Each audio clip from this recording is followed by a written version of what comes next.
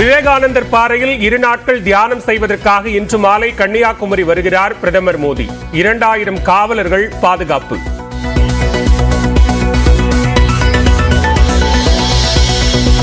பிரதமர் வருகையை ஒட்டி விவேகானந்தர் பாறைக்கான படகு போக்குவரத்து நிறுத்தம். முக்கடல் சங்கமம் பகுதியிலும் பகல் 12 மணிக்கு மேல் சுற்றுலா பயணிகளுக்கு அனுமதி இல்லை.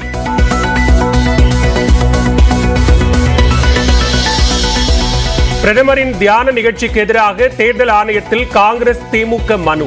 சென்னை நகர் முழுவதும் கோபேக் மோடி என ஒட்டப்பட்ட போஸ்டர்கள்.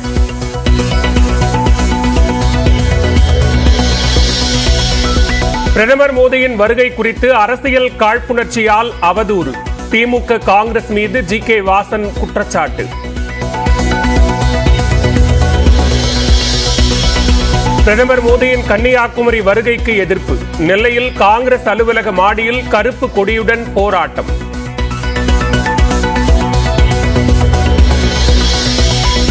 பொள்ளாச்சி அருகே உடுமலைப்பேட்டையில் விளையாடச் சென்ற 2 சிறுவர்கள் குட்டை நீரில் மூழ்கி உயிரிழப்பு. சிறுவர்களின் உடலை மீட்டு போலீசார் விசாரணை.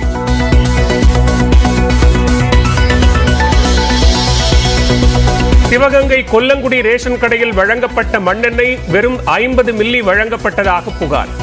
950 ரேஷன் கார்டுகளுக்கு வெறும் 40 லிட்டர் மண்ணெண்ணெய் மட்டுமே வந்ததால் அதனை பகிர்ந்து கொடுத்ததாக தகவல்.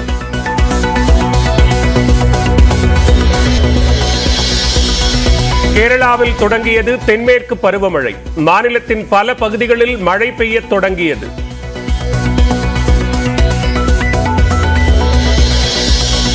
தமிழ்நாட்டில் வாக்கு எண்ணிக்கை பார்வையாளர்களாக 57 IAS அதிகாரிகள் நியமனம். அதிகபட்சமாக கன்னியாகுமரிக்கு 3 பேர் நியமிக்கப்பட்டுள்ளனர்.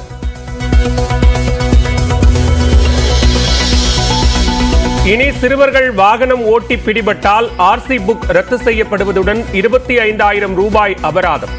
25 வயது வரை சம்பந்தப்பட்ட சிறுவர் ஓட்டுநர் உரிமம் பெற முடியாது எனவும் கடுமையாகிறது கட்டுப்பாடு.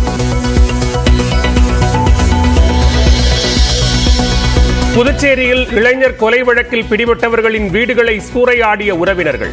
சாலை மறியலிலும் ஈடுபட்டதால் பதற்றத்தை தணிக்க போலீசார் குவிப்பு.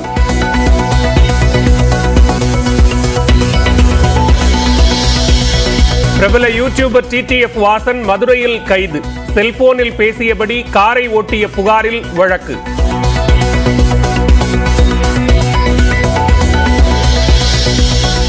கேரளாவின் மலப்புரத்தில் பேருந்திலேயே குழந்தை பெற்ற பெண். சாதுரியமாக மருத்துவமனைக்கு ஓட்டிச் சென்ற ஓட்டுநர்.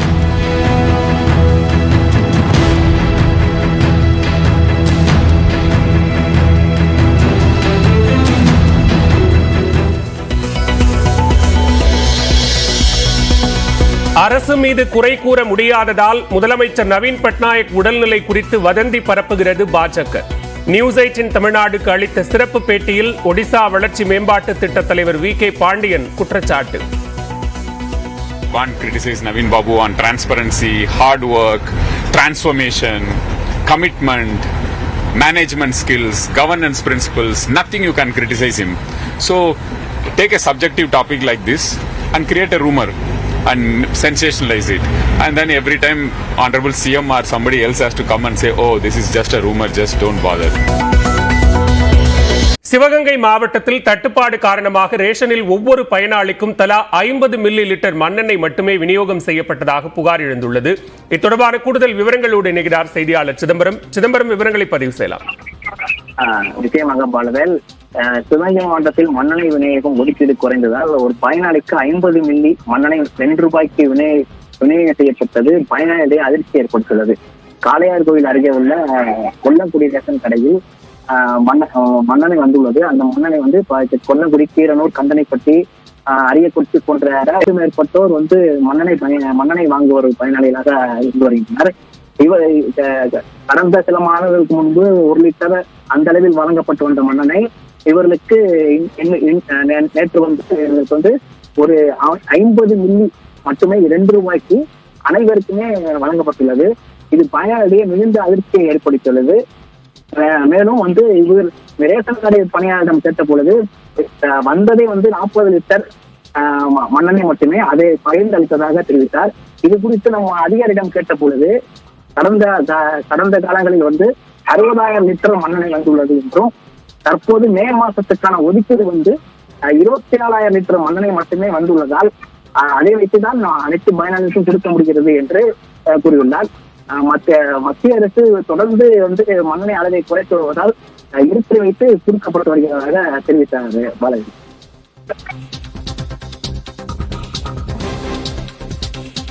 நன்றி சிதம்பரம், விரிவான விவரங்களை பதிவு செய்தமைக்கு.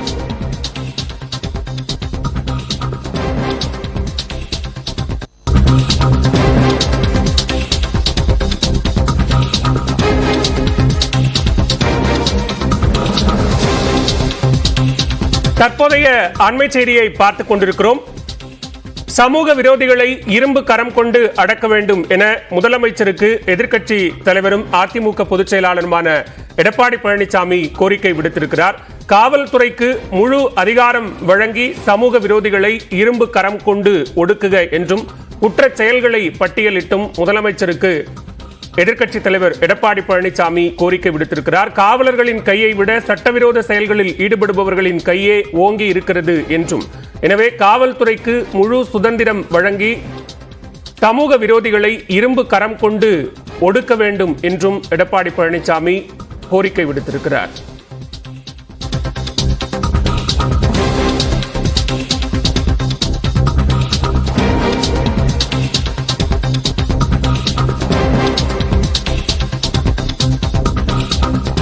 காவலர்களின் கையை விட சட்டவிரோத செயல்களில் ஈடுபடுபவர்களின் கையே ஓங்கி இருப்பதன் காரணமாக மக்களுக்கும் பாதுகாப்பு இல்லை, காவல்துறைக்கும் பாதுகாப்பு இல்லை என்று எதிர்க்கட்சித் தலைவர் எடப்பாடி பழனிசாமி தெரிவித்திருக்கிறார். எனவே காவல்துறைக்கு முழு சுதந்திரம் வழங்கி சமூக விரோதிகளை இரும்பு கரம் கொண்டு ஒடுக்க வேண்டும் என்று முதலமைச்சர் மு.க. ஸ்டாலினுக்கு எடப்பாடி பழனிசாமி கோரிக்கை விடுத்திருக்கிறார்.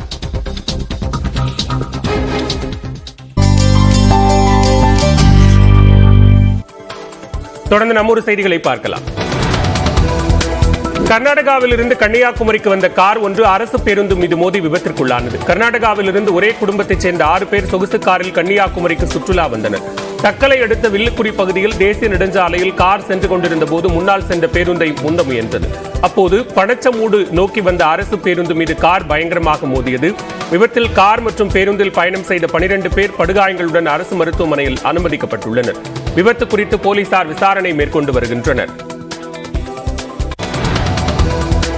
திருப்பத்தூர் மாவட்ட எஸ்பி அலுவலகத்தில் மண்ணெண்ணெய் கேனுடன் மனு அளிக்க வந்த பெண்ணால் பரபரப்பு ஏற்பட்டது. பெரியப்பேட்டை பகுதியைச் சேர்ந்த காயத்ரி என்பவர் குடும்ப செலவுக்காக வாணியம்பாடி பகுதியைச் சேர்ந்த ராஜசேகர் என்பவரிடம் கடந்த மார்ச் மாதம் பட்டாவை வைத்து 50,000 ரூபாய் வாங்கியதாக கூறப்படுகிறது. மேலும் தற்போது வரை ராஜசேகருக்கு 80,000 ரூபாய் வரை வட்டி பணம் செலுத்தியதாக காயத்ரி தரப்பில் கூறப்படுகிறது. ஆனால் மேலும் வட்டி கட்டச் சொல்லி ராஜசேகர் தகாத வார்த்தைகளால் திட்டியதால் வேதனை அடைந்த அவர் கந்து வட்டியிலிருந்து தன்னை காப்பாற்றுமாறு கூறி மாவட்ட எஸ்பி அலுவலகத்தில் மண்ணெண்ணெய் கேனுடன் மனு அளிக்க வந்தார். மனுவை பெற்றுக்கொண்ட எஸ்பி ஆல்பர்ட் ஜான் விரைந்து நடவடிக்கை எடுப்பதாக உறுதியளித்தார்.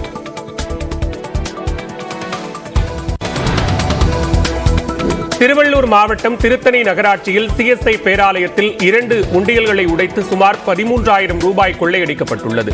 காம்பவுண்ட் சுவற்றில் இணைத்திருந்த உண்டியலை உடைத்த கொள்ளையர்கள் பணத்தை எடுத்துச் சென்றனர். தகவல் அறிந்து வந்த காவலர்கள் சிசிடிவி கேமரா பதிவுகளை கைப்பற்றி விசாரணை நடத்தி வருகின்றனர். திருச்சி மாவட்டம் தொட்டியம் அருகே இறப்புச் சான்றிதழ் வழங்க அரசு மருத்துவர் 1000 ரூபாய் லஞ்சம் கேட்ட வீடியோ வெளியாகியுள்ளது. மேக்கல் நாயக்கன்பட்டி அரசு ஆரம்ப சுகாதார நிலையத்தில் பணியாற்றும் மருத்துவர் ராமச்சந்திரனிடம் தங்களது உறவினருக்கு இறப்புச் சான்றிதழ் கேட்டு சிலர் அணுகியுள்ளனர். அப்போது 1000 ரூபாய் கொடுத்தால்தான் இறப்புச் சான்றிதழ் தருவேன், யாரிடம் வேண்டுமானாலும் சொல்லுங்கள் என்று மருத்துவர் ராமச்சந்திரன் பதிலளித்தார். இந்த வீடியோ தற்போது வெளியாகியுள்ளது. அதுக்கு போய் நீங்க பஞ்சாயத்து தலைவரத்துல இவங்க இயற்கையா தான் இறந்துட்டாங்க அப்படின்னு ஒரு லெட்டர் தருவாங்க. அதோட சேர்த்து ஊருக்குள்ள 10 பேர்த்து கையெழுத்து வாங்கிட்டு வாங்க, 1000 ரூபாய் பணம் தரணும், இல்லைன்னா தரமாட்டேன் நான். நீங்க எங்க வேணாலும் போய் 1000 ரூபாய் நான் என்னோட ரிஸ்க்குள்ள தான் நான் தர்றேன், நீங்க எங்க வேணாலும் நான் தரமாட்டேன், தரணும்னு அவசியமே இல்லை. எனக்கு இங்க டியூட்டி பாக்குறதுக்கு தான், சர்டிபிகேட் பாக்குறதுக்கு தான் டியூட்டியே இல்லை. புரியுதா? டெத் சர்டிபிகேட் கொடுக்கணும்னு எனக்கு அவசியமே இல்லை. எனக்கு வேற வேலை